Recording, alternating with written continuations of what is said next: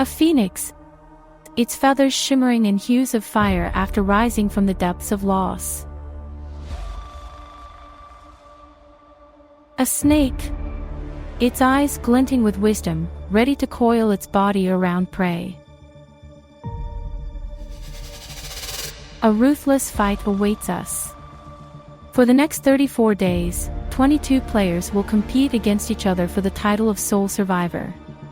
Only 2 will reach the very end, and only 1 will win the crown. A season of drama, unpredictability, and chaos lies ahead. Who will make it out alive in the intense battle between the group of phoenixes and the group of snakes? Find out this season of Survivor Season 8, China. A group of 11 players begin making their way to a starting mat where Justin awaits them. In confessional, Adam introduces himself as a 26-year-old model. However, he's not just good for his looks.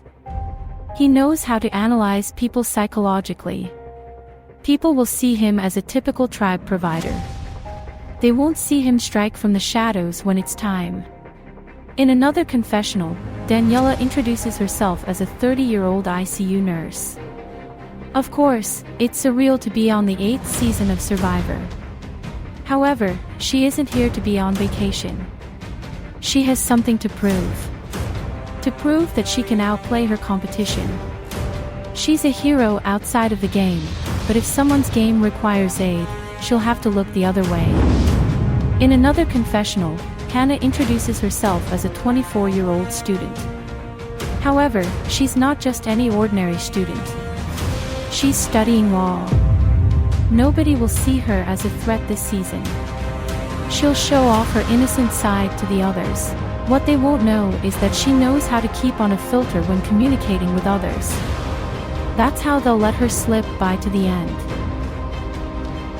The group of 11 players stand on the red mat, and they all smile at Justin.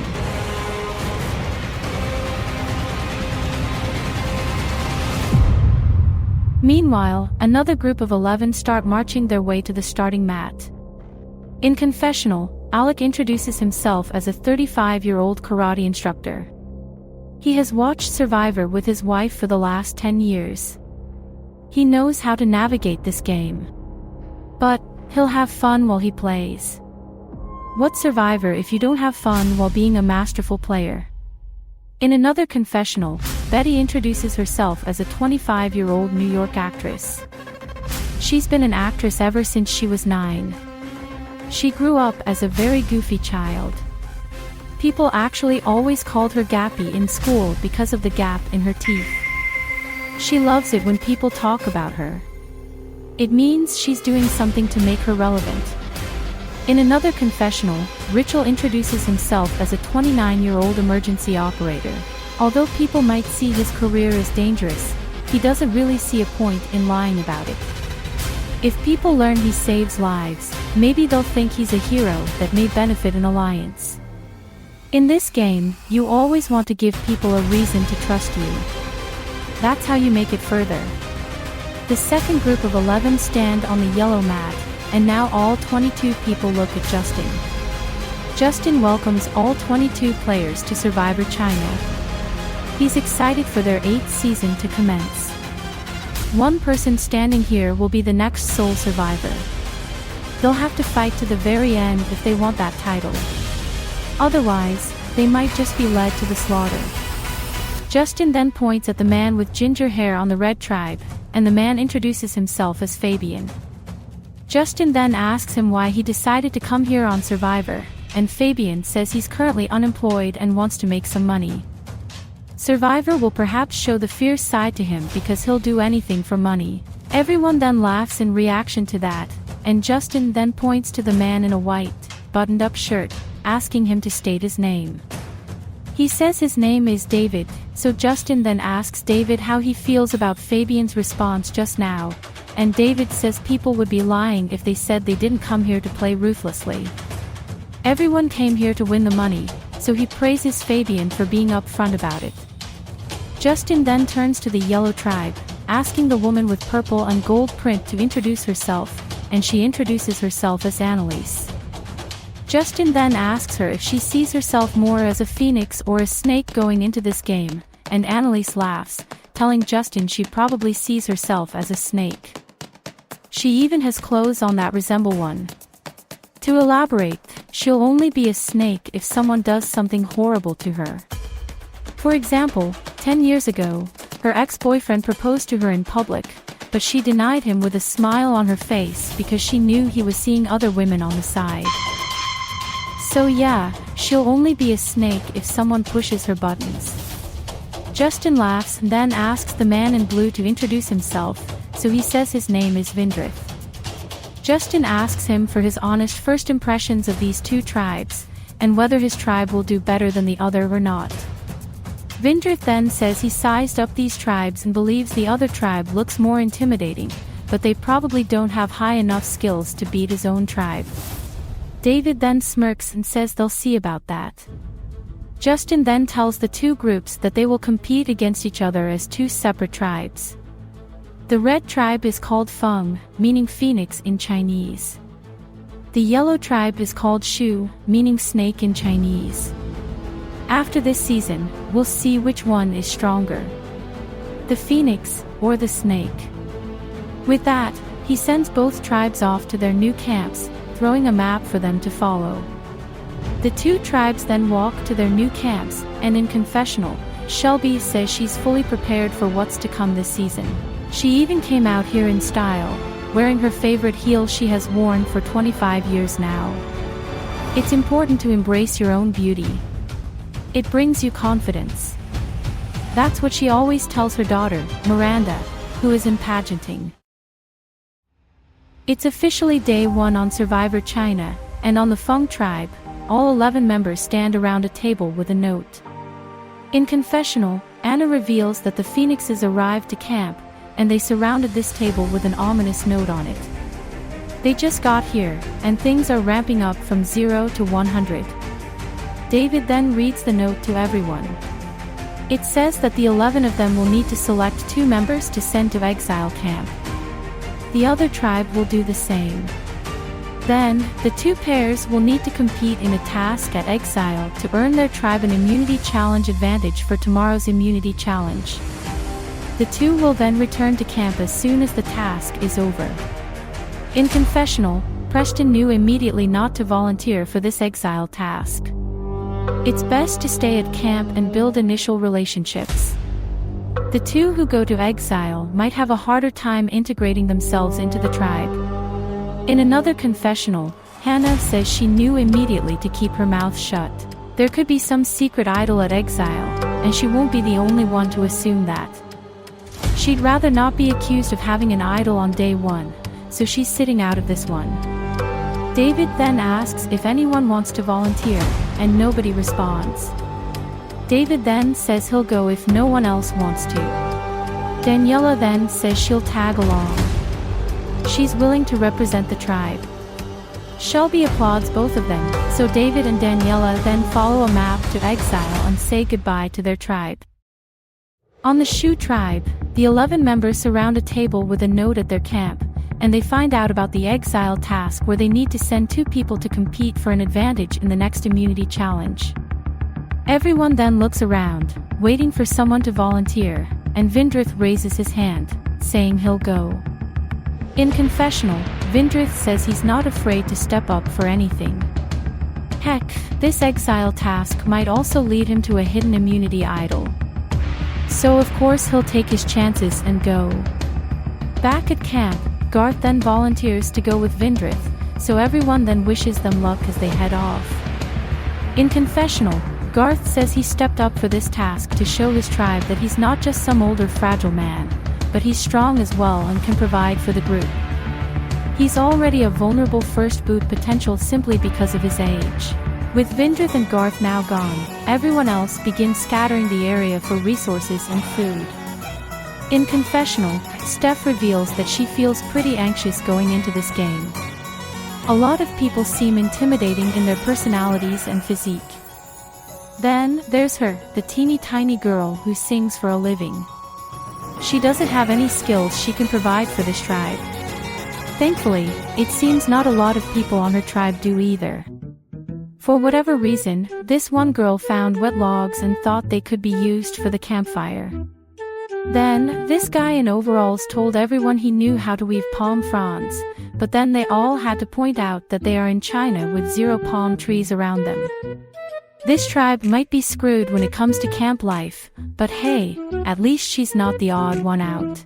By a pond, Julian and Jeannie observe the area, trying to find places where they can find food. Jeannie then wonders if they can eat frog legs, and Julian says he's not touching any wildlife. Jeannie then steps into the pond and accidentally slips. She immediately jumps out and Julian laughs hysterically.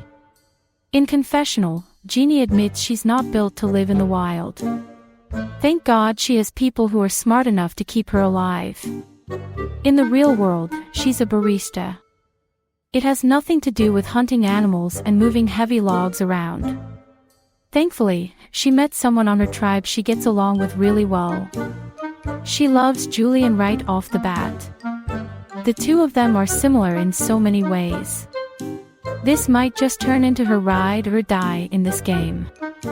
Hopefully he's not some evil villain that's ready to betray her at the first tribal council they go to. That would be embarrassing as ever. Meanwhile at camp, Ebony tries working on starting a fire, but fails every time. Rachel then gives her some advice on how to create sparks without a flint. In confessional, Ebony says she has an immediate connection with Rachel.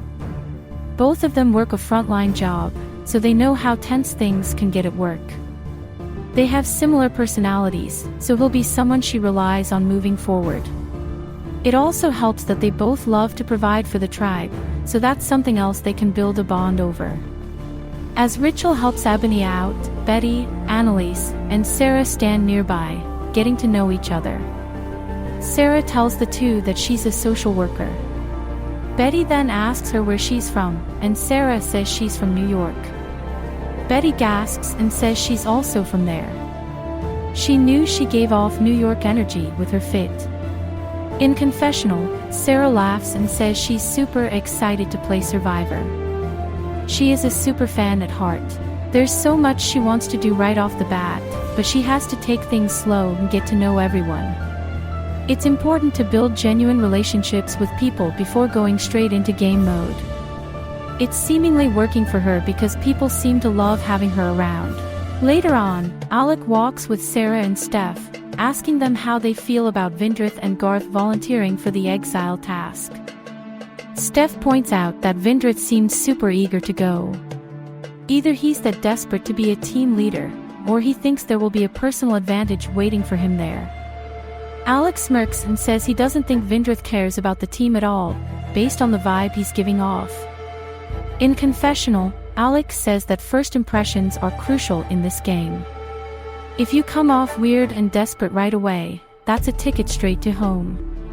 He's trying to push this narrative that Vindrith isn't a genuine team player so that if this tribe has to go to tribal council tomorrow, they have a clear option as the first boot.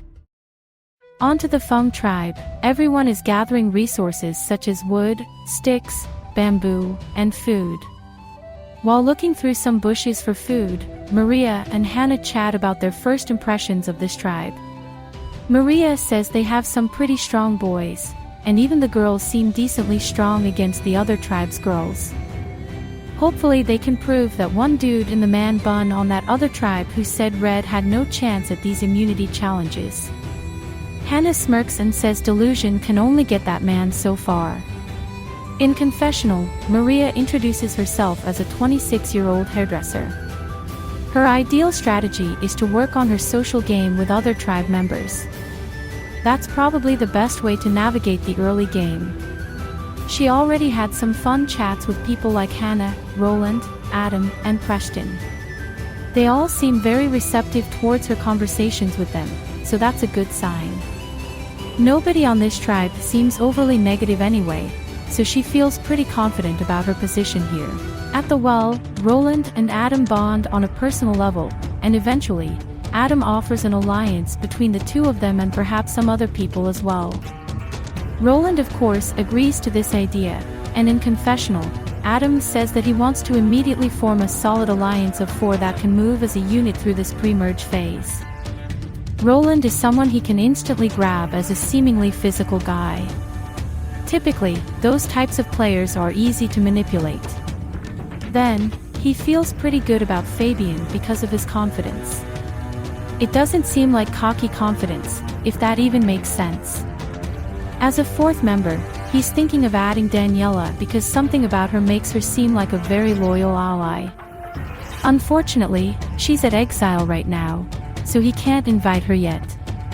But once she returns to camp with David, he can offer her this new group he's forming. Roland then tells Adam that they can easily run this tribe because a lot of people here seem like they are on summer vacation. Adam laughs and agrees with that claim. At exile, David and Daniela arrive from Fung, and Vindrith and Garth arrive from Shu. They all greet one another and notice the table ahead with a note. Garth then reads the note to the group. For this exile task, both pairs will need to find and claim their own fire pit in the area. Once claimed, they must use flint to start a fire. Once the fire is created, they must run to the well, grab a bucket of water, and run back to put their fire out. The first pair to complete this and return to this table will win an advantage at the next immunity challenge for their entire tribe. In confessional, David feels pretty confident that him and Daniela will take home the win. He practiced how to start fires at home, so it shouldn't be a problem for them. With that, the task begins, and both pairs begin running to look for a vacant fire pit. Vindrith keeps yelling at Garth to keep up with him, and Garth says he's trying. In confessional, Vindrith facepalms and wonders why everyone let the old guy do the task. It's probably going to cost them this reward, which is super frustrating. Vindrith then finds a vacant fire pit and screams at Garth to hurry up, in which Garth jogs as fast as he can, heavily breathing from running around. He reaches the pit and Vindrith immediately starts striking the flint above the pit. David and Daniela then run into them, and David slips out a curse word, telling Daniela they need to quickly find the other pit. In confessional, Daniela sighs because her and David looked everywhere for a vacant fire pit, but the one they ran into was already claimed by the Snake tribe. This might cost them this reward, and even immunity as a whole tomorrow. Vindrith then goes mad on the flint, striking like crazy to the point where his hands start to bleed. Garth then adds some husk to the pit, and Vindrith starts creating sparks. Meanwhile, David and Daniela find the other fire pit, so they quickly start using the flint provided to them. Back with the other two, Vindrith and Garth finish their fire, so they both begin running to the well. All the while, David and Daniela have only just started working on their fire. As Vindrith and Garth run, Vindrith keeps yelling at Garth to pick up the pace. In confessional, Garth says he never met a shithead like Vindrith before. He's acting like a competitive teenager playing a game for a free pack of gum. He now regrets volunteering to work with him in this exile task. It's hell here.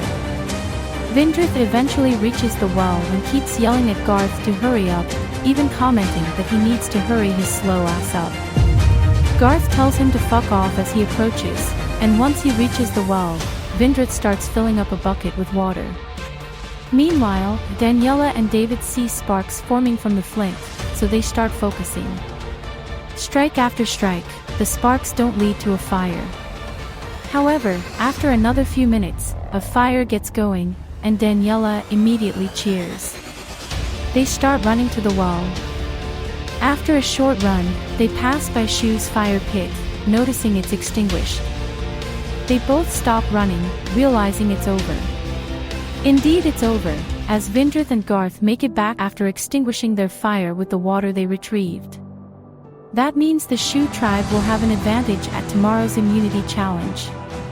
Vindrith claps, but Garth doesn't smile an inch. He calls Vindrith a bastard for yelling at him the entire time, but Vindrith tells him to relax since they won. In confessional, Garth breathes out and says it'll be tough living with Vindrith for the next however many days. Back at Shu's camp, Vindrith and Garth walk up to the rest of the tribe, and they all ask them how they did. Vindrith acts very sad at first, but then immediately screams that they won the immunity advantage. Everyone cheers, congratulating them on the win. Vindrith comments that David and Daniela weren't even close. They might seem intimidating, but like he said at the starter mats, they don't have skill. Sarah then asks if there was anything hidden at Exile, like an idol or secret advantage, but Vindrith says they didn't have time to search. They were just in challenge mode. Garth remains quiet the whole time, and in confessional, Sarah says she smells something fishy with Vindrith and Garth. Vindrith claims they didn't find anything at Exile, but Garth had a face of a liar. He barely spoke. Vindrith did all the talking. If they have a secret advantage or idol in their pockets, they have to go home first. There's no way she'll allow these guys to get away with having a special item in their pocket. A bit later, Sarah pulls Alec aside, asking him if he truly thinks Vindrith told the whole truth to them at camp. Alec smiles and says he feels off about him and Garth. Something's fishy with them. Sarah says she immediately clocked Garth because he was silent the whole time. She feels like they found something and Vindrith told the whole story so Garth wouldn't mess anything up with the lie. In confessional, Alec says he would be willing to take down Vindrith or Garth first from this tribe if they were to lose tomorrow's challenge. These are two very easy targets right off the bat. Not to mention, he refuses to trust them, so they may as well go home. At the Fung tribe, David and Daniela stand with the rest of the tribe at camp, letting them know they lost the task. Daniela says they were unlucky during the task when they had to claim a vacant fire pit. They found a pit, but it was already taken by the other two. So they lost so much time. Roland tells them it's all good since they clearly couldn't have predicted where the fire pits could be located. David still apologizes, telling everyone that him and Daniela truly feel guilty for losing this advantage for the tribe. However, they still have a chance to prove their worthiness at tomorrow's immunity challenge. They can still win it, despite the setback. Later on, Adam pulls aside Daniela, getting to know her a bit before offering her a spot in an alliance with himself, Roland, and Fabian. Daniela of course accepts this invitation, and in confessional, Daniela admits she's pretty surprised she was immediately invited into an alliance on day one, even after being exiled for half the day. If Adam is being truthful with her, this is great for her early game. It's officially day 2 in the game, and everyone stands on their mats for the first immunity challenge. Justin welcomes both tribes in, and says that they'll all compete for tribal immunity. The winning tribe will be immune and won't visit tribal council tonight. The losing tribe will be forced to go to tribal council and vote someone off. Of course, since Vindrith and Garth won the exile task yesterday, Shu will have an advantage in today's challenge. For this first immunity challenge, the tribe will be divided up into 2 groups. 8 people will need to climb over a bunch of hurdles and walls. Once all 8 members are across, the remaining 3 members will work on stacking a bunch of stools on top of each other. They will be given 6 stools to work with, but only 5 need to be stacked on top of each other. The first tribe to finish stacking 5 stools will win immunity, safe from tribal council. They will also earn a flint for creating a fire. The losing tribe will head to tribal tonight and vote out the first person from Survivor China. As for Shu's advantage, they will be given 5 stools and will only need to stack 4. With that, the tribes are now ordered to divide themselves up. After some time, the groups are determined. On Fung, the 3 stackers are David, Hannah, and Shelby, while the rest are runners. On Shu, the 3 stackers are Garth, Annalise, and Julian. The rest are runners. With that, the challenge begins, and both tribes begin getting over the short hurdle. After that is a taller wall, so Ebony, Alec, and Vindrith work on lifting people over it from yellow.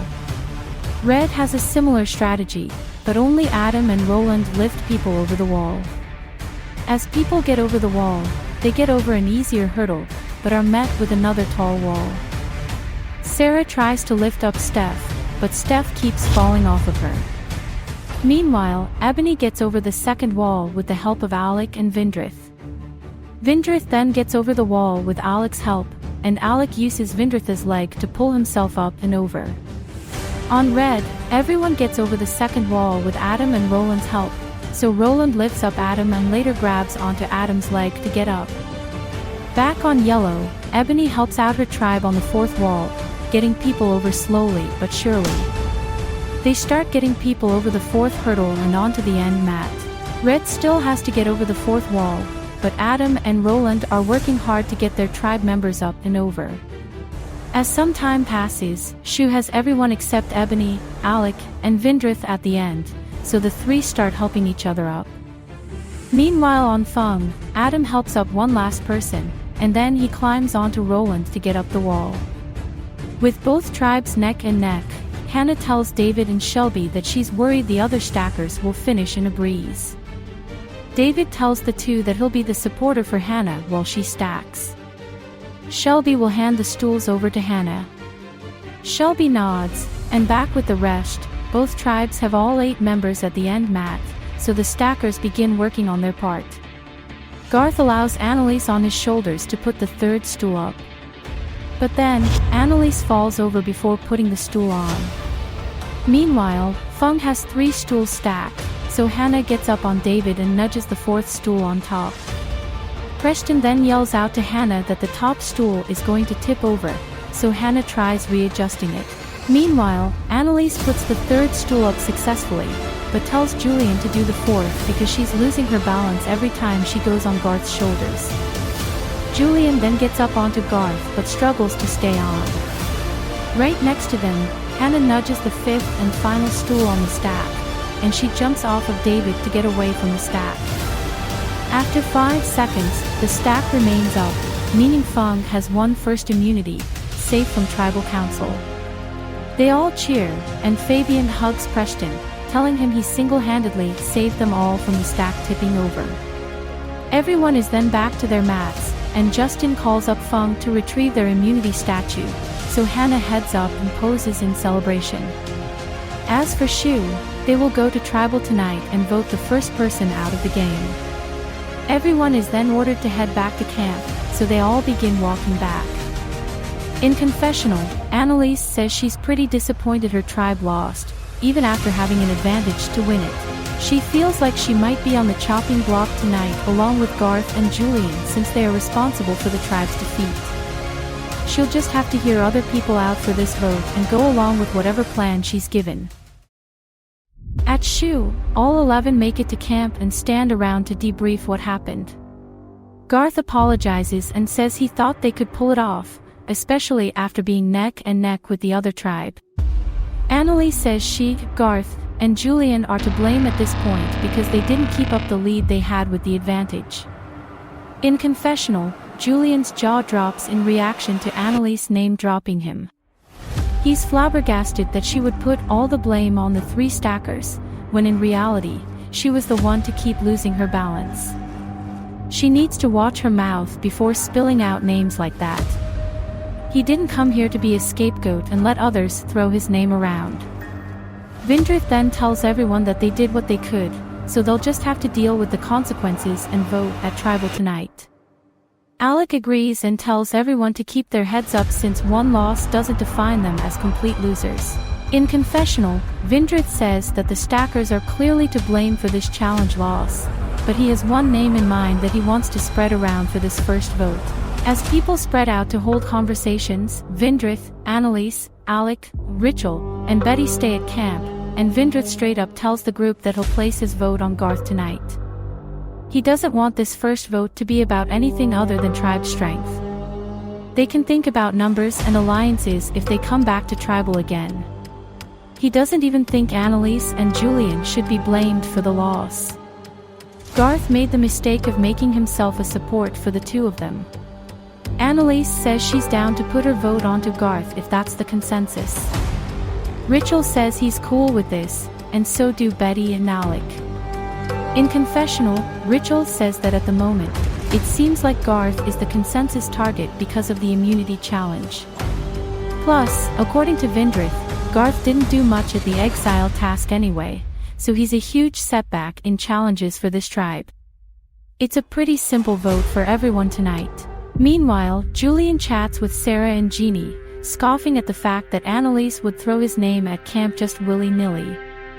Sarah calls her bold for saying what she said, considering she was the one who fell off of Garth's back multiple times. In confessional, Julian says that he wants to vote out Annalise tonight. She was right about one thing on the starter mats day 1. She is indeed a sneaky snake. He doesn't trust her after what she said at camp post-challenge. Jeannie then says they can try using the argument of tribe strength when talking to people about voting Annalise. Sarah agrees and says they need at least 3 numbers. She feels like they can pull in Alec, Betty, and Rachel. Julian is good with this and the 3 then split off. In another conversation, Alec and Garth walk and chat, and Garth asks Alec if he heard a name yet for tonight's vote. Alec straight up tells Garth that his name floated around from Vindrith's mouth. In confessional, Alec admits that he doesn't want to let go of Garth. This guy will be loyal to whoever picks him up as a number, and that person will be him. He wants to bring Garth in and try getting Vindrith out tonight. Alec then tells Garth that Vindrith had a lot to say about him regarding the exile challenge. Garth grunts and calls Vindrith an asshole. He's playing this game like it's all about muscle, which doesn't work for half of this tribe anyway. Alec tells Garth that he's willing to try voting Vindrith out tonight. If he pisses enough people off, that's a reason for him to go home first. In confessional, Garth says he's pretty thrilled with Alec approaching him to try saving him at this first vote. Vindrith is currently the target, and it shouldn't be too difficult to pull off this move considering how annoying that guy is.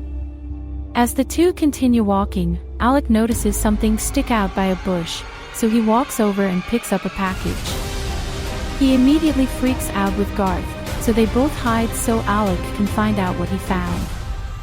Alec then opens the package and finds a scroll. He reads out loud that he found a redirect advantage that has been hidden at this camp after the exile task was won. This redirect advantage can be used after the votes are cast to redirect all votes on a specified player to another player of the user's choice. This advantage expires after Final 7. Garth freaks out with Alec, calling this huge for them. Alec tells him this will stay between them, and Garth says of course. In confessional, Alec says he's super excited about this redirect advantage. If he's desperate to take Vindrith out tonight, he can technically use this advantage on Garth and redirect all votes onto Vindrith. However, it's better to keep this for his own game. At the moment, he needs to work on the numbers to ensure Vindrith goes and Garth stays. Meanwhile, Julian talks with Betty, asking her on her thoughts for this vote, and Betty tells him she heard Garth's name. Julian then suggests Annalise because he doesn't like her vibe. She gives off snake energy after calling him out as being part of the reason they lost the challenge today. Betty smirks and says she found it bold of her as well. Alec then jumps into their conversation, asking them if he can have a chat with them. They are both cool with this, and soon after, Sarah joins in as well. Alec then proposes an idea to them to vote Vindrith out tonight. He doesn't like how bossy he is around camp. His attitude sucks all around. Plus, he might be a loose cannon going into a swap situation in the future. Sarah then tags along and says she would be down to vote him out. Julian tells Alec he was actually hoping for Annalise tonight since he doesn't trust her whatsoever. Alec tells Julian that Annalise isn't as untrustworthy as Vindrith. They all saw how brutal Vindrith was when throwing Garth under the bus about the exile challenge. In confessional, Betty says she doesn't really mind who goes home tonight. It's only day 2, so bonds are still being made. She doesn't really have a connection with any of the people on the chopping block tonight, so she'll go wherever the numbers go. Julian then tells Alec that he'll go with this plan if that's the majority decision. Betty says she really doesn't mind who goes home between Annalise, Garth, or Vindrith. She hasn't had many chats with them, As time goes on, Alec fills in more people about the Vindrith plan, including Jeannie, Steph, Rachel, and Annalise. As he talks with Annalise, Vindrith joins in, asking them if the plan is still Garth tonight. Alec says of course, stating that nobody is swaying from it. Vindrith nods, and in confessional, Annalise says she's stressing out so much, she might just shit her pants at tribal tonight. She has no idea what's going on with this vote. Everyone has told her it's Garth tonight, but now Alec is telling her it's actually Vindrith. She doesn't know what's going on and it's making her panic now. More time passes by, and Rachel fills in Ebony that he heard Vindrith's name for tonight. Ebony squints though, telling Rachel that she never heard his name. She assumed the tribe was voting based on strength, so she assumed it was Garth tonight. Rachel shrugs and says that Alec approached him with this flip vote plan. He said majority of the tribe was on board with it. In confessional, Ebony squints and says she feels very suspicious of Alec. It seems he's trying to control this tribe right off the bat by taking out Vindrith, someone who has been leading this tribe. It doesn't make sense why he suddenly wants one of the stronger challenge members out. Ebony then tells Rachel she doesn't like this move at all and would much rather stick her vote on Garth. Rachel says he's cool with staying on Garth. He doesn't think Alec even has the numbers at this point to flip it on Vindrith. Ebony shakes her head multiple times and says she really doesn't like the mess Alec is creating. It's unnecessary and shady as hell. Later on, Ebony and Rachel approach Jeannie, Julian, and Sarah, and Ebony asks if they heard any names for tonight other than Garth's. Julian then spills that they all heard Vindrith's name from Alec's mouth. Ebony calls this very shady from Alec, suggesting they stick strong as a tribe and vote out Garth. He's not going to benefit this tribe in challenges, while Vindrith pours his heart out into them. Julian then looks at Jeannie and Sarah, telling them it wouldn't be a bad option. In confessional, Ebony says that she's not going to let Alec run this tribe. If Vindrith goes home tonight, that puts Alec in control. At that point, he might just pick her and Rachel off, so she needs to work hard to keep Vindrith around. Ebony then talks with Vindrith alone, warning him that Alec has been saying his name to people. Vindrith scoffs in response, telling her he doesn't believe her. Ebony tells him that Alec talked with every single person on this tribe, including Garth. Vindrith shakes his head in anger and starts freaking out. Ebony then tells him to keep his vote onto Garth. There's no point in switching now. She talked with Jeannie, Julian, and Sarah just now, so hopefully they'll keep their votes onto Garth. In confessional, Vindrith claims he's very pissed off that Alec would throw his name out. Clearly, there's no trust that can be rebuilt between them. He'll just have to hope Garth goes home tonight so it keeps Alec on the bottom. It's now night 2 in the game, and Shu arrives to tribal council, placing their lit torches behind their seats and sitting down. Justin welcomes them, claiming that fire represents their life in this game, and when their fire is out, so are they. Justin then laughs to himself, asking the tribe what happened today at the immunity challenge. Vindrith then speaks up, telling Justin that they should have won today's challenge after winning that exile task yesterday, but the stackers admitted they messed up today. Justin asks Annalise if that's correct, and Annalise nods, stating that she, Julian, and Garth take full responsibility for the loss today. Justin asks Garth if that's true, and Garth nods. He says he could have done better as a support role. Julian then cuts in and says he personally never agreed to take responsibility. It's just something that Annalise said for him. Annalise then looks at Julian, asking him if he's not taking responsibility for the loss, and Julian says he just wishes she would let him say he feels responsible rather than her dictating that. Vindrith then says that he personally doesn't think it matters who should take responsibility. He single-handedly saw someone struggle in both the exile task and the immunity challenge, hence he feels like that person should be the one to blame. Garth smirks, and Justin asks Garth if he feels a certain way about that comment, and Garth says it's evident Vindrith hates him. He wants him to admit that he hates him. Vindrith says he doesn't have any hatred towards him. He barely knows him. He's just stating that he saw with his very own eyes that Garth struggled in both challenges. He's going to be a liability for this tribe moving forward. Justin then asks Alec what he thinks about challenge strength in this game, and Alec says it's obviously important to have a strong tribe. However, it's also important to have a united tribe. Sometimes, you can't keep someone if they are ruining the tribe's vibe. Justin then asks Sarah if there's any particular reason behind tonight's voting options, and Sarah says the vote is clearly about keeping the tribe strong. They all just met yesterday, so they still barely know one another. Ebony agrees and says they need to keep their tribe strong if they plan on succeeding in immunity challenges. Vindrith nods and cuts in to remind everyone of the person who will keep this tribe from winning challenges. Garth then politely asks Vindrith to shut up for a second. He keeps throwing shade under his name despite everyone already getting his point from earlier. Vindrith then says he feels like he has to keep mentioning Garth's name because things aren't so simple with this vote. Everyone then turns to Vindrith, and Vindrith explains that he heard his own name out there for this vote. To him, that's ridiculous because people would be keeping someone who is a literal ball and chain keeping this tribe back in challenges. People need to rethink their decision before going for a quote-unquote big and bold move. Justin then tells the tribe that it seems like a good time to get to the vote, so they all prepare.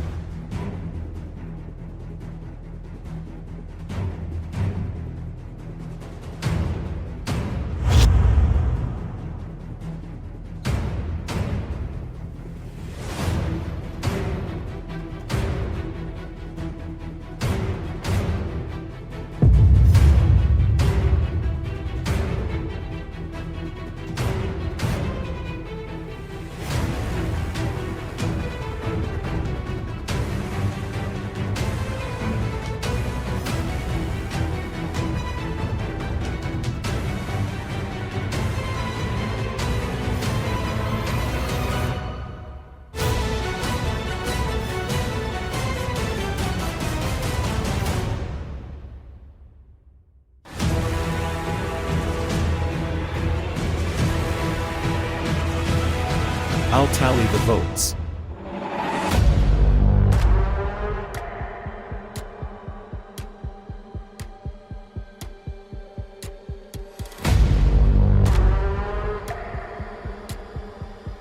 If anyone has a hidden immunity idol and they want to play it, now would be the time to do so.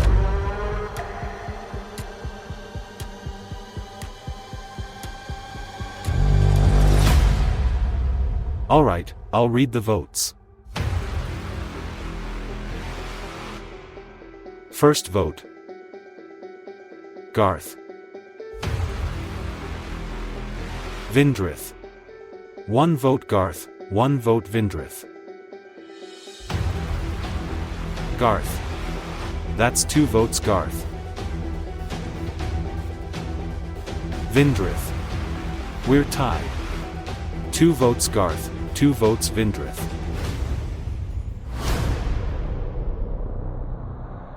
Vindrith.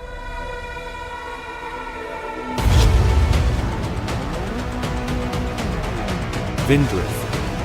That's 4 votes Vindrith, 2 votes Garth. Vindrith. 5 votes Vindrith, 2 votes Garth. First person voted out of Survivor China. Vindrith. Vindrith sighs and gets up, while Ebony shakes her head in disappointment. Garth and Alex smile as Vindrith puts his torch down next to Justin.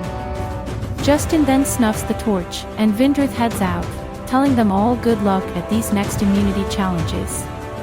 Annalise breathes out in relief and Alec continues to smile. Justin then tells the tribe to head back to camp, so they all start making their way back. Vindrith's final thoughts. Vindrith doesn't understand the logic in keeping Garth over someone who has provided so much for the tribe in just 2 days. Clearly, this tribe isn't prioritizing winning challenges, but that's on them. He doesn't really know why Alec pushed so hard to take him out. He was willing to work with him in this game, but clearly that wasn't reciprocated. He hopes every single person goes down one by one because this tribe doesn't deserve success after this awful first vote. It's currently night 2, and on the Feng tribe, everyone is asleep in their tents. Fabian then gets up in the middle of the night and sneaks away from the camp. In confessional, Fabian says that he's constantly in game mode, which means even during the night time. Everyone loves getting their sleep hours in, so that's what he'll take advantage of. He wants to find the tribe's hidden immunity idol if it hasn't already been found. He looked everywhere, feeling out many bushes, tree trunks, more bushes, and more tree trunks. Then, he eventually felt something odd on the base of a tree, and he realized it was an immunity idol package. He quickly buried it in the ground so nobody could find it since he doesn't want to risk bringing it back to his tent. Having an idol this early in the game is crucial because if he ever senses a blindside coming his way, he can use the idol to save himself. It's now day 3 in the game, and on the Shu tribe, a few people wake up and stand around camp.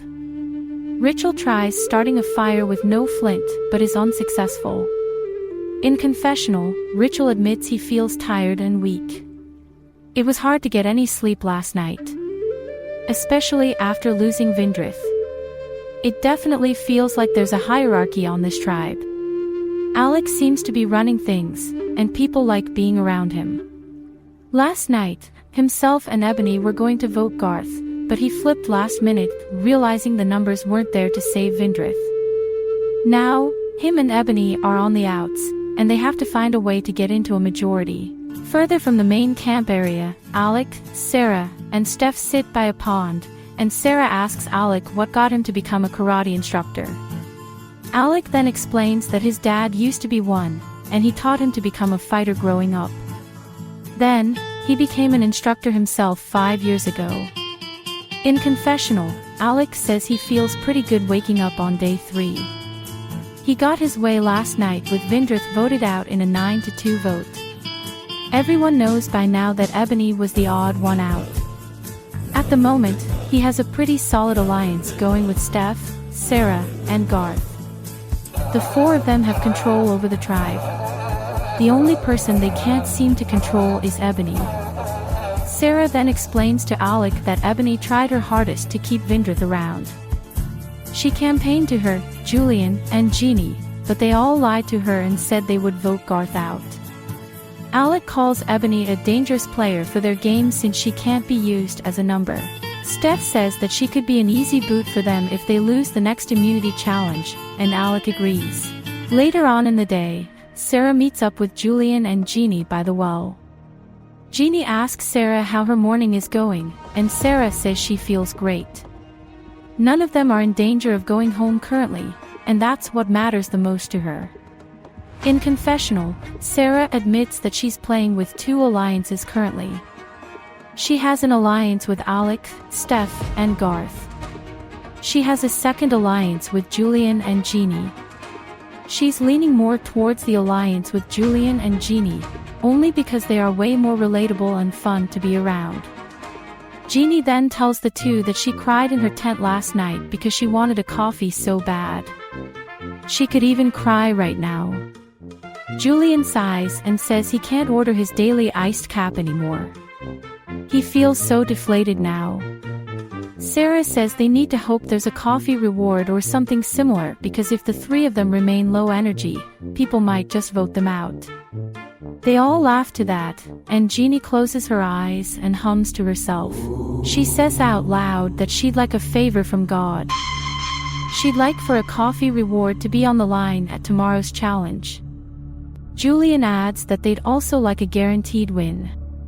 Sarah also adds that the other tribe's challenge area should be rigged to ensure the win. In confessional, Jeannie says she loves her little oddballs trio with Julian and Sarah. Who wouldn't want to be in this trio?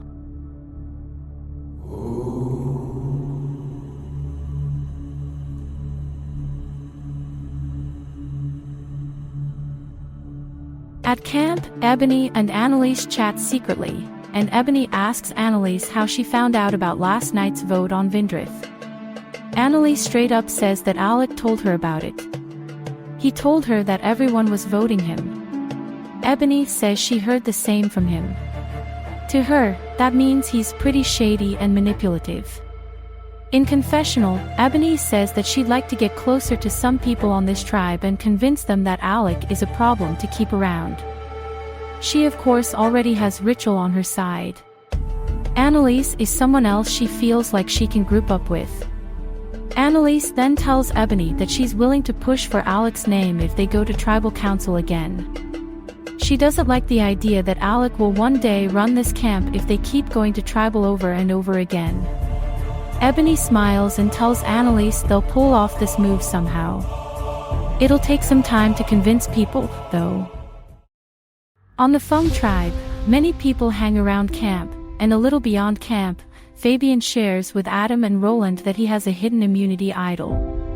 Adam and Roland immediately smile, and Adam congratulates him on finding that.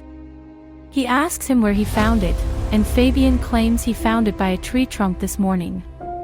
In confessional, Fabian says that he's sharing his idol with Adam and Roland since they are his two closest allies in here.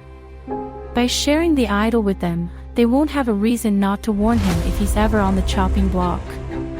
Adam then tells Fabian that they can keep this secret between the three of them.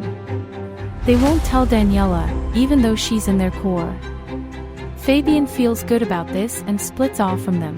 Later on, Hannah and Preston chill by a pond, and Preston decides to go in to potentially capture some fish.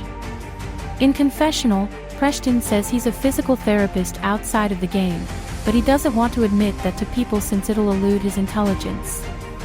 His strategy right now is to keep up with his relationships with people so he's in a relatively solid position while also avoiding the firing line.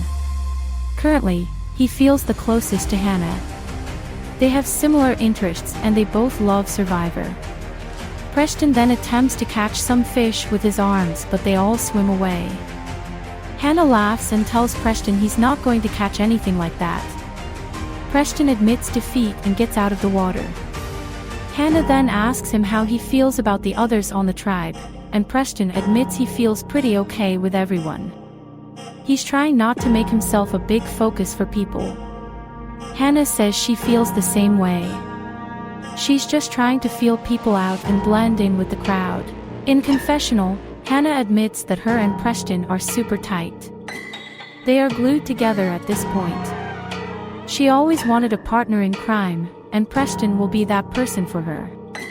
Hannah then tells Preston that she likes Maria to the point where she basically would trust her with information given to her. Preston says he feels the same way about Fabian. They both bonded through talking about the LGBTQ community since he's bisexual and Fabian is gay. He feels like Fabian is genuine enough in their conversations to where neither of them need to lie to each other. Hannah nods and says they should both continue bonding with people so they get all the information on the tribe every day. At camp, David, Daniela, Maria, Shelby, Anna, and Kevin hang around, and David asks Shelby if she could explain what pageanting is. He's unfamiliar with it. Shelby then specifies that she's a pageant mom, which means she enters her child into competitions to show off her beauty. Daniela then asks if she gets a lot of criticisms for being a pageant mom, and Shelby says she does. However, she doesn't care about those criticisms because her child is happy in pageants. In confessional, Shelby says she's always going to be happy as a pageant mom. She enters her child, Miranda, into many pageant shows, and it earns them a lot of trophies and money. It also makes Miranda happy, so of course she's okay being a pageant mom. People are very judgmental of her, but she doesn't really care what other people think. She usually tells them to fuck off and mind their own business. She has to deal with toxic moms at pageant competitions all the time, so she's used to the hate. Anna then tells Shelby that she finds the pageant world really fascinating, and Shelby says it's a toxic community, mainly because of the other mothers she has to deal with, but she's happy because her child is happy. In confessional, Kevin laughs to himself because he feels like he can't connect with a single person on this tribe. There's a pageant mom, for example. He has no idea what pageanting is. There's a boxer on the tribe. He has no associations to boxing or any physical sport for that matter. There's even a brewmaster, whatever that means. He himself is an astronomy student, so he's more interested in the sciences. The only person he can somewhat connect with is Daniela, since she studied a lot of science during her time in school. Later on, Kevin walks with Daniela, letting her know that he's struggling to connect with people here. Daniela frowns and stops to give him a hug. She tells him he has her support out here since she truly sees a lot of potential in them playing this game together. In confessional, Daniela admits that she has a soft spot for Kevin. She knows a lot of introverted people like him in her life, so she knows exactly how he's feeling. It's hard for the guy to connect with anyone, so she naturally feels bad for him. Daniela then tells Kevin to take things slow.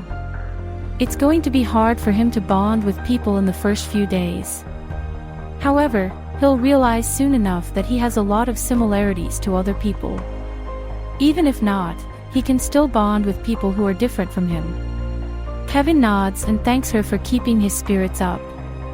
He's undoubtedly loyal to her from here on out. Daniela thanks him and says she too will be loyal to him until the very end. As time passes, Shelby and Anna decide to host a fashion show at camp. Separated from camp, David chats with Adam alone, telling him he'd be willing to form something with him.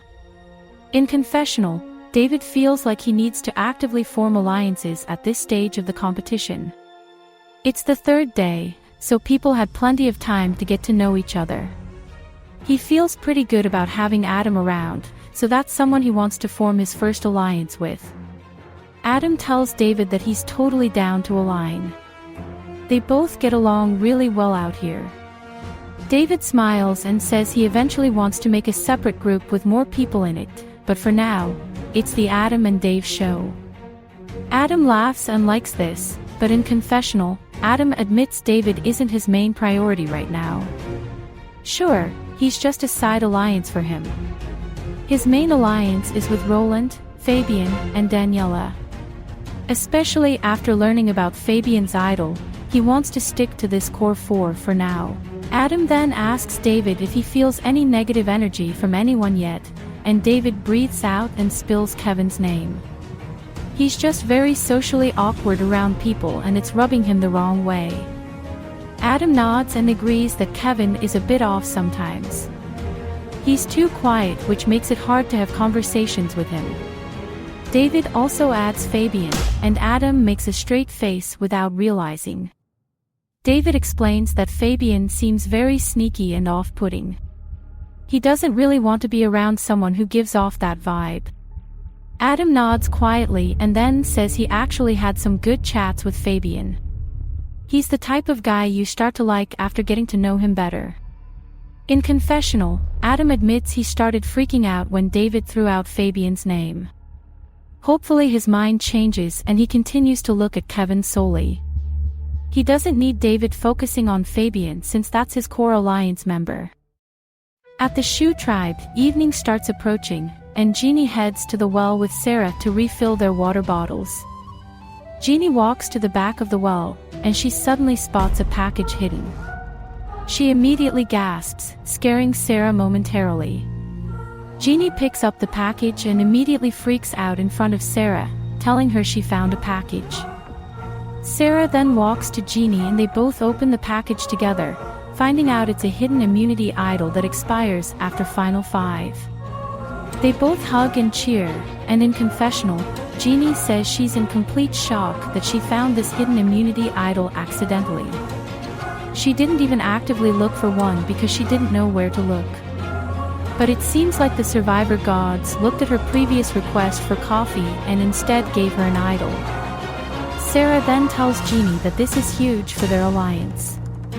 Jeannie laughs to herself and then immediately says she's going to tell Julian about this since he deserves to know.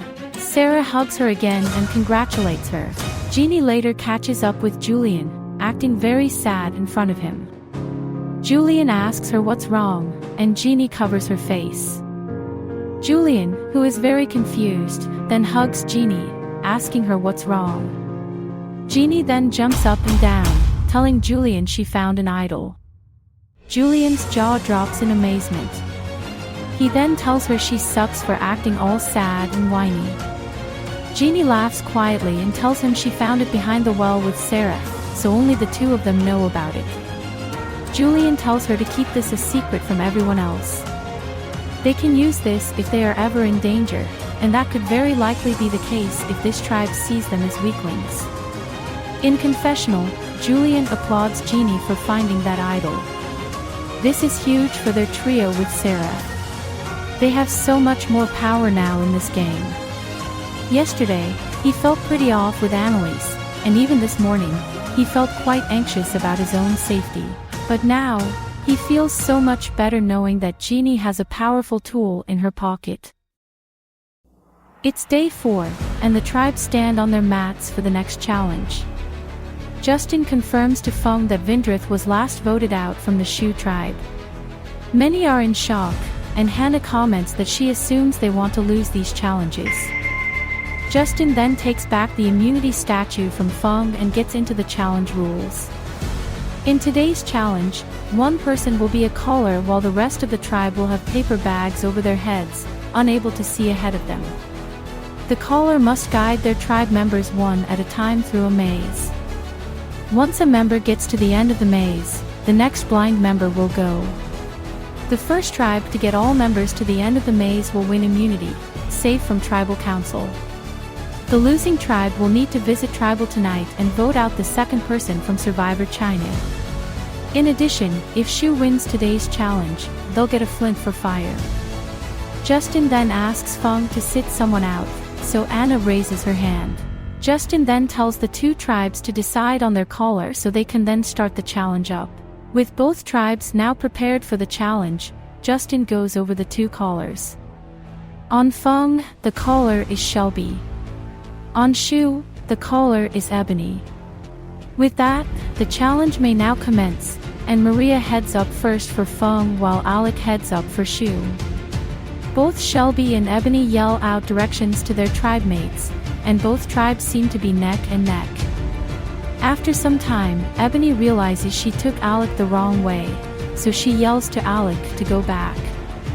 He bumps into a fence and hurts himself, but continues along the maze. Shelby tells Maria to turn 360 degrees, and Maria is confused, yelling at Shelby that she's facing the same direction. Shelby screams out sorry and says she meant 180 degrees. Maria is then the first to exit, so Daniela goes next for Feng. Soon after, Alec is out, so Steph goes next for Shu. Sarah then whispers to her tribe to remember the directions during Steph's turn so they can go through a bit faster. As both Shelby and Ebony guide their members, Daniela eventually exits, allowing Roland to go next. Soon after, Steph gets out, so Garth goes next. Roland goes pretty quickly, reaching the halfway point before Garth gets through the first turn. Ebony starts screaming louder to Garth to turn, but he keeps bumping into the fence.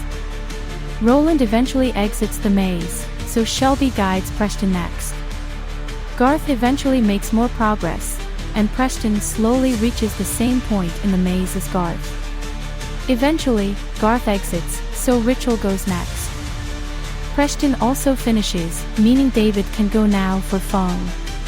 Rachel starts flying through the maze, slowly trying to catch up to Feng. David bumps around due to his bigger body, and Shelby starts choking on her own spit from how much she's screaming. David raises his hands, asking Shelby for directions, and she tries to continue but keeps coughing. Rachel then exits the maze, allowing Sarah to go next for Shu. David continues to struggle in the maze, and Shelby finally stops coughing. She continues leading David to the end, and he eventually reaches it. Fabian goes up for Feng, and after a minute, Sarah leaves the maze, so Julian goes next for Shu, accidentally bumping into a fence right away. Ebony cringes and asks if he's okay, and he continues walking. Fabian eventually exits the maze, so Adam goes next. Julian also gets out of the maze a bit after, so Annalise heads up for Shu. Both Ebony and Shelby continue guiding their tribe mates, finding it easier as more people have their turns. Annalise then exits the maze right before Adam, so Betty goes next for Shu and Kevin goes up for Fong. Betty makes solid progress, while Kevin struggles to hear Shelby due to her lowered voice. Kevin then tells Shelby to yell louder, but Shelby's tone doesn't change. Betty eventually exits the maze, so Jeannie is up last for Shu. As Ebony guides her, Kevin nears the exit, but doesn't turn at the correct time, leaving him confused. Shelby keeps telling Kevin to go back, but he doesn't hear her and walks forward. Jeannie slowly reaches the middle of the maze, while Kevin goes the complete wrong direction now. Shelby starts growing frustrated and screams at Kevin to listen to her. It doesn't matter though, as Jeannie exits the maze successfully, meaning Shu has won immunity, safe from tribal council. They all cheer and Ebony breaks down crying. Back at the mats, Justin congratulates Shu for winning immunity, and Ebony gets up to grab the statue. Justin then confirms that someone from Feng will be the second person voted out of Survivor China. He orders both tribes to head back to camp, so they follow through. In confessional, David admits it's pretty frustrating when people don't listen to their tribe communicating information to them, and so working with Shelby and Kevin on this tribe is definitely a struggle. At this point, one of them could be sent home tonight, simply because they messed up with their communication together. Back at Feng's camp, everyone stands around, feeling pretty sad over the loss. Daniela reminds everyone that this is only one challenge loss, so it's not a big deal. Of course, it sucks they have to send someone home, though. Shelby holds her chest and says she needs to go refill her water bottle. Her throat is a Sahara desert right now. Roland and Maria offered to go with her, so the three leave together. In confessional, Kevin feels like the eyes will be on him for this vote since he messed up the flow at the challenge. However, it's mainly Shelby's fault for remaining quiet during his turn. He couldn't hear anything she was saying, so if anything, she should be at fault for the loss. Kevin then apologizes to everyone and says he couldn't hear Shelby. David says he also couldn't hear her half the time, which was frustrating. Fabian then asks Adam if they can go chat, so Adam follows him out of camp. Fabian then stops with Adam to ask him what the plan is tonight. Adam thinks Kevin will get a lot of the blame for the challenge loss, so he might be the one going tonight. Fabian nods and says he's chill with it. They could maybe split the votes between Kevin and Shelby. Adam is cool with this and says they'll figure out more later. In confessional, Adam sighs because Fabian pulled him aside in front of almost everyone at camp. If anything, that's going to indicate to everyone that the two of them are allied up. He doesn't understand Fabian's thought process when he pulled him aside. Meanwhile at the well, Shelby chats with Maria and Roland as they fill up their bottles, and Shelby asks them if Kevin is the vote tonight. Roland thinks he will go home, so it's probably fine to assume he is. Shelby admits she's annoyed at Kevin because he wouldn't listen to her at the challenge. In confessional, Shelby says she knows it's not her fault the tribe lost.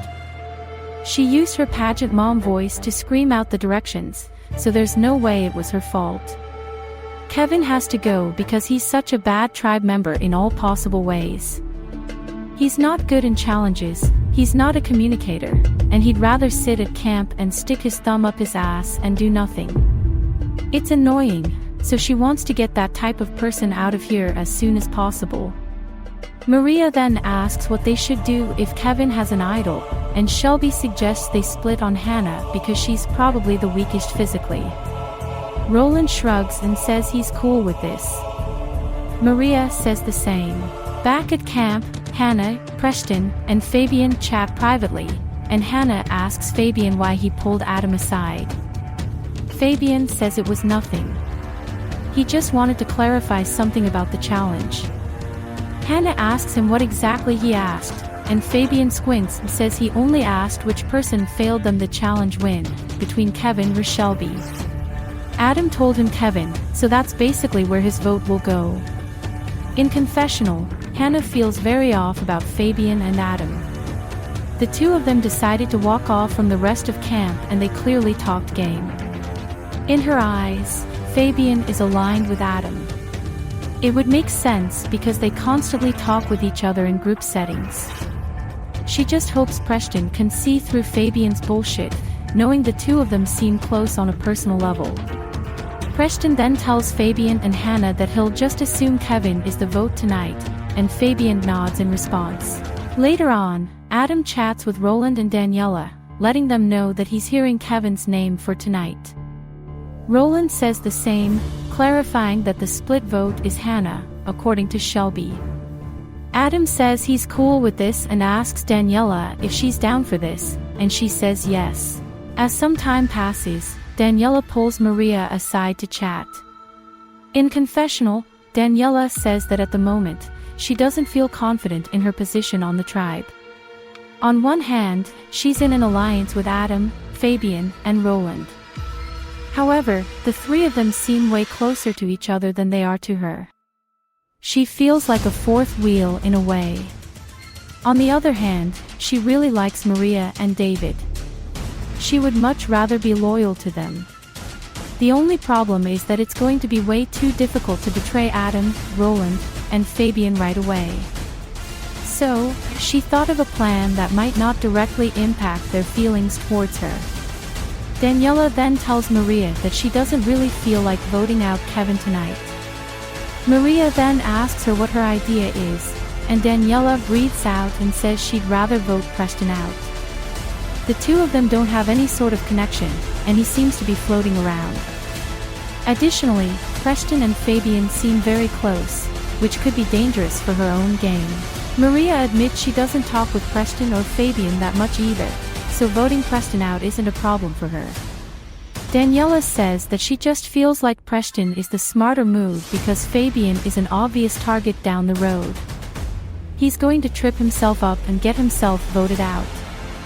In confessional, Maria says she trusts Daniela a lot, so hearing about this Preston blindside sounds very satisfying to her. Both of them don't trust Preston, so this move interests both of them. They just need to gather up enough numbers to pull this move off. Later on, Daniela talks with Kevin, asking him if he'd be down to vote with her on Preston tonight. Kevin says of course, since he's on the bottom anyway. In another chat, Maria fills in Anna about a blindside on Preston, and Anna says she's super down for this move. In confessional, Anna says she's playing a very open-minded game right now. Hearing about a blindside lit up her ears. She'd be pretty cool with Preston blindsided since he doesn't really do much for her game right now.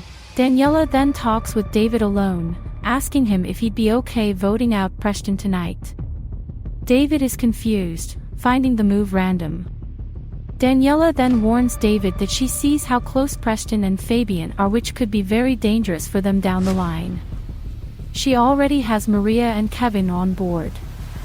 David breathes out and says it's super risky since they'd be keeping both Shelby and Kevin. Daniela shrugs and says they came out here to win, so it's basically a weak move to take out a person who doesn't have any allies.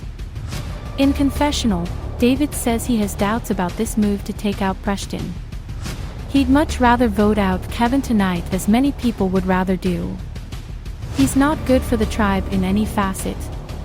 With Daniela now approaching him with a Preston blindside, it's hard to commit to it and say yes because he feels way better voting out Kevin. David then tells Daniela that he doesn't feel confident about this move.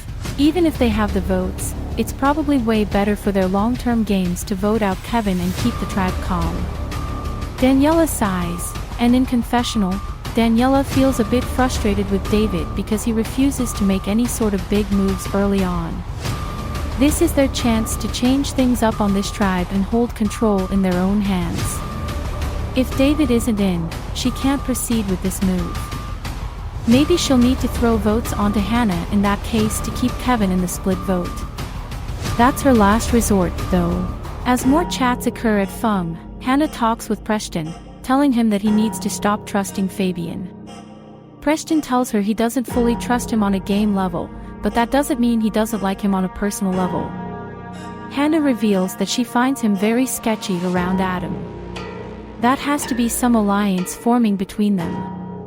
In confessional, Preston feels like Hannah is taking things way too intensely. She's suddenly thinking about blindsiding Fabian, which to him, doesn't make sense so early in the game. They barely established any numbers at this point to create their own big move. Plus, him and Hannah agreed to lay low early on. This is contradictory to what she agreed to. Hannah then tells Preston that she'd much rather vote out Fabian tonight. They can use Kevin as a number and she can reel in Maria and Shelby. 5 should be enough, considering the vote is going to be split between Kevin and Shelby. In confessional, Hannah feels like this move against Fabian has to be made before it's too late.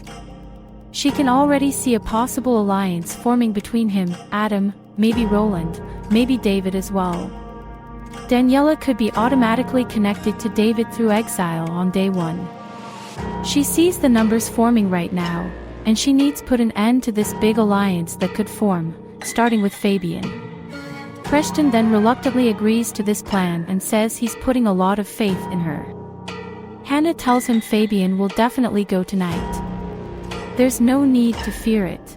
Hannah then goes around, talking to Kevin, then Maria, and eventually Shelby about this Fabian blindside.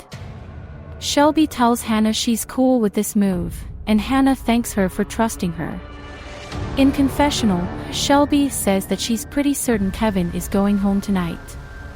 Hannah thinks it's Fabian, but she's unaware she's the split vote. It's night 4, meaning it's time for Fung's first tribal council of the season. All of their lit torches are placed behind the seats, and they all sit down in front of Justin. Justin welcomes them to their first tribal council, reminding them that fire represents their life in this game, and once their fire is out, so are they. Justin then turns to Shelby first, claiming that she had a huge role in today's challenge. He asks her if the loss leans more towards her inability to communicate, or perhaps the other's inability to navigate the maze properly and listen to instructions. Shelby then says she certainly feels like she didn't do anything wrong. She won't point fingers at anyone, but when it comes to whether she's in the right or wrong, she personally feels like none of it was her fault. She did a great job, at least in her opinion. Justin then points out David's funny reaction, and David simply says he has never seen anyone so confident in their ability to lead a tribe. Shelby reminds David she does pageant coaching, so that's where she learned how to command and lead. Justin then turns to Kevin, asking him if he felt a little bit responsible today, and Kevin says of course. He didn't mean to do so poorly, but he also feels like Shelby needs to take some of that blame as well. She wasn't strong enough in her voice by the end of the challenge. Shelby squints and says she barely changed her tone, but David backs up Kevin and says he too could barely hear her. Shelby then asks for anyone else to speak up on whether she was quiet or not, and Adam says he has to agree that she wasn't loud enough by the end. Shelby shrugs and says she wishes they told her, and David says he did. Kevin says he did too. Shelby then points out that she couldn't hear them then through their paper bags. Justin then asks Daniela if tonight's vote is going to be based on today's challenge performance, and Daniela says it could be a factor. She's not fully sure what the tribe is thinking when casting their votes tonight. Most people are considering camp life and who they trust in the game. It's not just about challenge performance. Adam agrees with Daniela and says that there are multiple, complicated layers to this game. Challenge performance is a small portion of it. You need to establish who you want to go far within this game and navigate the game based on the relationships you form. Justin then asks Preston if he feels like he made good relationships on this tribe so far, and Preston says he'd like to think so. It's only day 4, so there's of course many more opportunities to build on your relationships. However, for now, he'd like to think he's good with most people here. Justin then asks Hannah the same question, and she says she too would like to think she has pretty solid relationships with most people here. Justin asks her to clarify what she means by most, and Hannah says that there are some people you simply can't get along with. Those same people are the ones you might want to target out of this game. Justin then turns to Maria, asking her if she agrees with Hannah's thinking, and Maria says yes. She personally feels like she's voting someone out tonight who won't benefit her game. Fabian then also chimes in and says that tribal council isn't as intense in the early game. A lot of the big moves usually occur later down the line. For now, people are thinking more about tribe unity with their votes. Justin asks Shelby if she agrees with Fabian's statement, and she nods. She fully believes that this tribe will do better off voting out their weakest link. Justin then asks Daniela if there has been any discussions about idols lately, but Daniela shakes her head. She hasn't talked about idols with anyone yet. Roland then says that idols are of course out there, but nobody wants to talk about them because it's a sensitive topic. Shelby then adds in a comment that this is why split votes exist. Everyone turns to Shelby, and Justin asks her to repeat what she said. Shelby repeats that this is why split votes exist.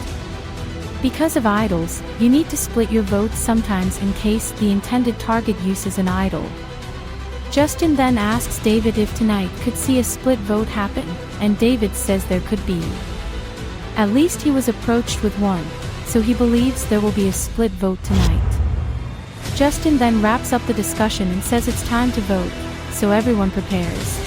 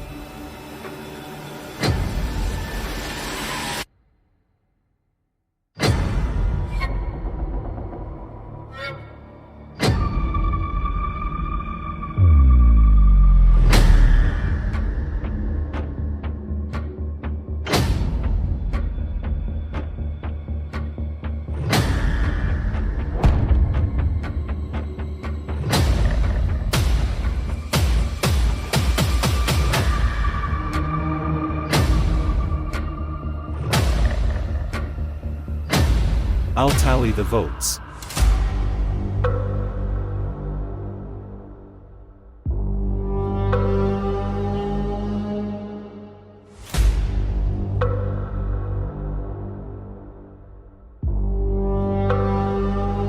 If anyone has a hidden immunity idol and they want to play it, now would be the time to do so.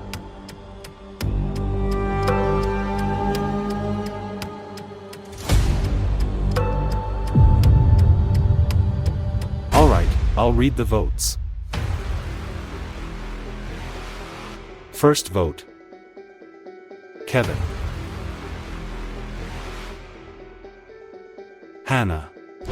1 vote Kevin, 1 vote Hannah. Kevin. That's 2 votes Kevin. Hannah. We're tied, 2 votes Kevin, 2 votes Hannah. Fabian. That's 2 votes Kevin, 2 votes Hannah, 1 vote Fabian. Fabian. We're tied again. 2 votes Kevin, 2 votes Hannah, 2 votes Fabian.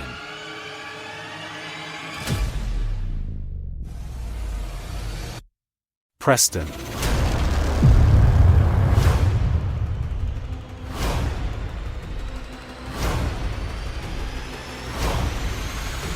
Preston. 2 votes Kevin, 2 votes Hannah, 2 votes Fabian, 2 votes Preston.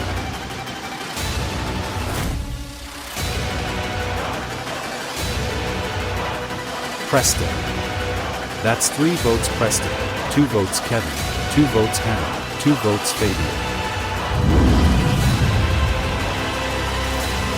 Second person voted out of Survivor China. Preston. Many people are in shock over the blind side, and Hannah gets up with Preston to hug him, telling him she had no idea about this. Fabian looks around in confusion, eventually asking Adam if he knew about this, and he shakes his head. Daniela looks at David, nodding at him. Preston then puts his torch down and Justin snuffs his torch. He then heads out and Hannah puts her head down. Fabian continues to look around the tribe in confusion, and Shelby breathes out heavily, just as confused. Justin then tells the tribe to head back to camp, so they all make their way back. Next time on Survivor China, with 2 people voted out of the game, Survivor China continues to blow up with chaos as both tribes start feeling the heat regarding their loose dynamics. As Feng tries figuring out what just happened at the previous blindside, will Adam and his boys take a shot at Daniela without her seeing it coming? Plus, on Shu, Ebony and Annalise get to work to gather new numbers, and they start looking at Julian and Jeannie. Will they successfully get them on side to go against Alex's faction? Find all of this out on the next episode of Survivor China. Preston's final thoughts. Preston is still in complete shock over the blindside on him. He thought for sure it would be between Fabian or Kevin tonight. But then, him and Hannah suddenly got votes, and he got voted out. He's pretty confused what exactly happened and why he went home, but props to whoever pulled the trigger. They probably feared his under-the-radar strategy. If that's the case, Hannah will need to watch out. The last thing he needs is for her to go home right afterwards.